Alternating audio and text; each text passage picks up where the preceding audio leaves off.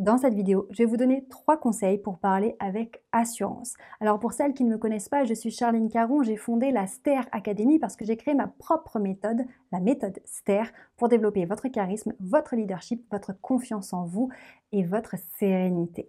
Et dans la méthode STER, qui signifie système de transformation pour l'autonomie et l'intelligence relationnelle, eh bien il y a un bloc qui est dédié à la prise de parole en public. Dans cette méthode STER, en fait, c'est un travail 360 degrés pour être aligné de l'intérieur, travailler ce que j'appelle moi le socle interne, gestion des émotions, estime de soi, confiance en soi, sérénité, paix intérieure, jusqu'à rayonner à l'extérieur, savoir communiquer avec les autres, comment se comporter, comment réagir, gérer ses relations.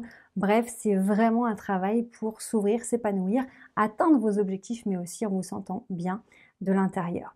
Et donc, dans cette méthode que j'ai créée, il y a tout un pan dédié à l'expression orale pour assumer justement cette expression orale. On est nombreux et nombreuses à ne pas être à l'aise à l'oral. Pourquoi? Parce que dans notre éducation, dans le système scolaire classique, eh bien, on est très peu confronté, on est très peu préparé à s'exprimer à l'oral et à être à l'aise, à être convaincante. Et on peut avoir l'impression que c'est réservé à certaines personnes alors que tout le monde est capable de s'exprimer avec aisance et impact. Je le vois au quotidien avec les personnes que j'accompagne, puisque à la STER Academy, eh bien, on fait chaque semaine des visios en groupe. En fait, chaque semaine, on se retrouve et on va approfondir différents sujets. Je vais répondre aux questions, je vais donner des conseils personnalisés. Et puis, pour celles qui ont besoin, elles vont s'entraîner à la prise de parole en public, etc. Et j'ai vu des personnes, je le vois, qui étaient très mal à l'aise au départ, très anxieuse, angoissée à l'idée de s'exprimer à l'oral et en travaillant ensemble et en mettant en place les éléments que je vais vous donner aujourd'hui, eh bien, petit à petit, la sécurité intérieure s'installe, le charisme se développe et c'est juste dingue de se dire que quelques semaines auparavant, la personne était pleine de gestes parasites, pleine de peur, avec presque en apnée, elle respirait pas, elle articulait pas, elle était perdue.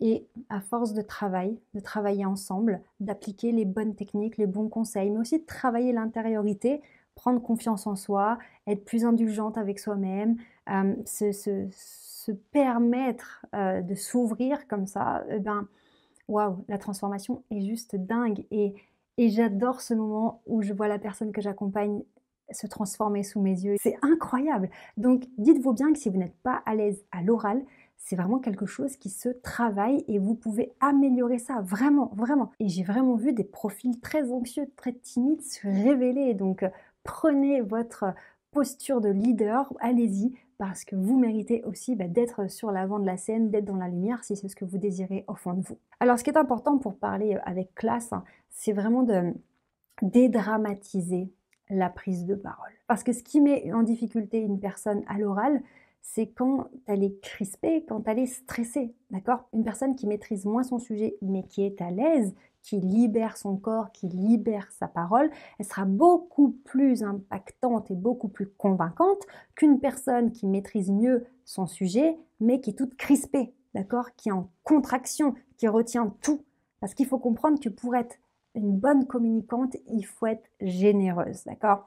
Généreuse dans la voix, avoir un volume sonore suffisamment élevé, généreuse dans l'articulation, bien ouvrir la bouche, bien bouger, mobiliser les lèvres pour que le son passe bien bouger les mains, avoir une gestuelle qui va venir illustrer vos propos, être généreuse dans votre langage non verbal, dans votre langage paraverbal et dans votre langage verbal. Donc pour être compétente en prise de parole, il faut être généreuse, mais pour être généreuse, il va falloir se décontracter, d'accord? Et c'est vraiment un des problèmes les plus importants que je rencontre chez les personnes que j'accompagne, c'est qu'elles sont tellement crispées qu'elles gardent tout et donc la communication ne passe plus. Et donc elles ne sont pas intéressantes parce que elles se font petites, en contraction, et en plus d'être mal à l'aise, elles mettent leur auditoire mal à l'aise, donc c'est catastrophique. Alors la question c'est OK, c'est cool, mais comment on fait pour se décontracter? Eh bien justement, la première chose, c'est de dédramatiser. Aucun orateur ne fait jamais de faute, c'est impossible. Bien sûr que parfois on va buter sur un mot, parfois on va perdre le fil, on va devoir se reconcentrer, mais plus on est naturel, plus on est authentique, plus ça passe. Si vous êtes crispé comme ça, dire oh là là, il faut pas que je me trompe, il faut pas que je me trompe, vous allez vous tromper et ça va être énorme, ça va se voir que vous vous trompez. Si vous êtes décontracté et qu'à un moment donné, dit voilà, attendez, je sais plus où j'en étais, ça passe crème comme on dit, parce qu'on se dit ah bah oui tiens, c'est perdu mais c'est pas grave. Pourquoi? Parce qu'en étant décontracté, vous serez en mesure de meubler l'instant, d'en rire, de dédramatiser et comme vous allez bien vivre ce moment, votre auditoire va bien le vivre. Il y a ce qu'on appelle les neurones miroirs. Si vous n'êtes pas bien, vous êtes crispé, votre audience va être crispée avec vous et c'est horrible, tout le monde est gêné, c'est laborieux.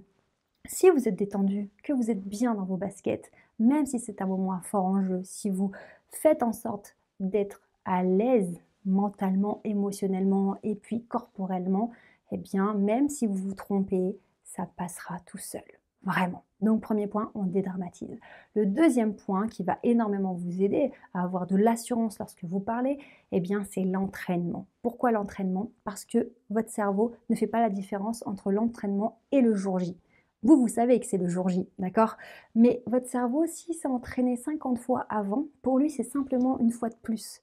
Certes, avec un stress, avec un cran de plus, mais il aura déjà emmagasiné tous les automatismes que vous aurez mis en place durant vos entraînements et il va tout reproduire. Ça veut dire quoi? Ça veut dire que lorsque vous allez devoir prendre la parole, que ce soit en réunion, que ce soit devant des clients, que ce soit lors d'un séminaire, si vous êtes bien entraîné à la maison, et c'est ce qu'on fait à la Ster Academy, vraiment, on s'entraîne parce que j'ai des clientes qui ont des enjeux, qui doivent faire une présentation, une conférence, et donc on sait qu'on a cet événement et on le prépare.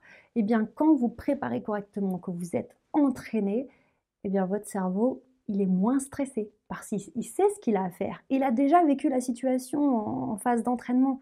Donc ça roule, il a ses repères, voilà, il fait ce qu'il a à faire parce qu'il a déjà fait. Donc ne négligez pas cette phase d'entraînement et aussi ne faites pas un faux entraînement. Qu'est-ce que ça signifie?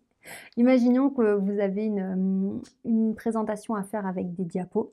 Eh bien, le faux entraînement pour moi, c'est d'être devant l'ordi, de passer les diapos et de dire ok, donc là je dirais ça, là je dirais ça, là je parlerai de ça. Ça, c'est pas de l'entraînement du tout. C'est de la révision de contenu, ok, de la mémorisation, mais c'est pas de l'entraînement à la prise de parole. Pour vous entraîner, il va falloir vivre la situation le plus possible en conditions réelles pour que physiquement votre corps le ressente et puis au moment où vous allez vous entraîner, si ça fonctionne bien, vous devriez avoir le stress qui monte. Là oui, c'est un vrai entraînement. Alors vous pourriez vous dire, attends, c'est bizarre, je suis chez moi dans mon salon et je stresse alors qu'il n'y a personne qui me regarde, juste parce que je me conditionne et que je me dis que c'est comme le jour J. Oui, ça prouve que c'est une bonne préparation. Donc l'entraînement est très important et ça se travaille.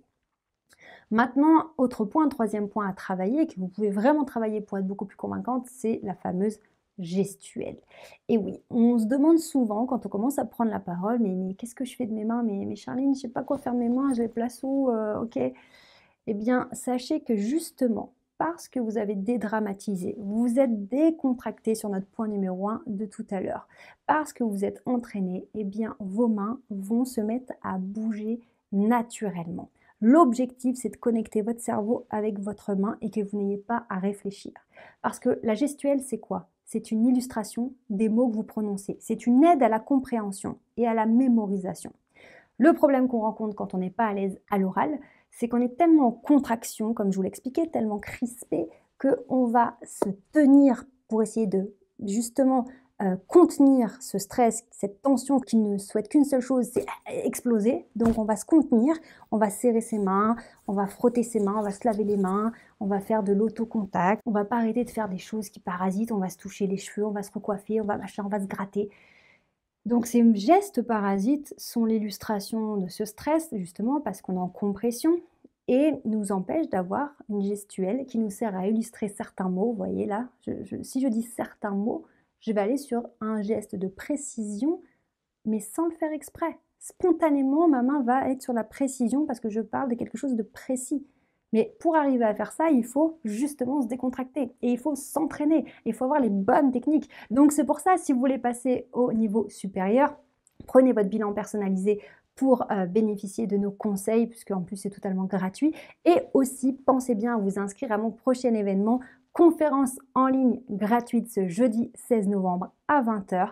Donc une conférence lors de laquelle je répondrai à toutes vos questions et aussi En vous inscrivant, vous aurez accès aux 3 ateliers qui vont précéder cette conférence. Les lundis, mardis, mercredis avant le jeudi 16 novembre. Chaque soir, on fera ensemble un atelier d'une vingtaine de minutes pour commencer à vous expliquer des éléments extrêmement importants. Et l'apothéose sera bien sûr le jeudi 16 novembre à 20 h. En attendant, prenez bien soin de vous et on se retrouve très vite. Ciao!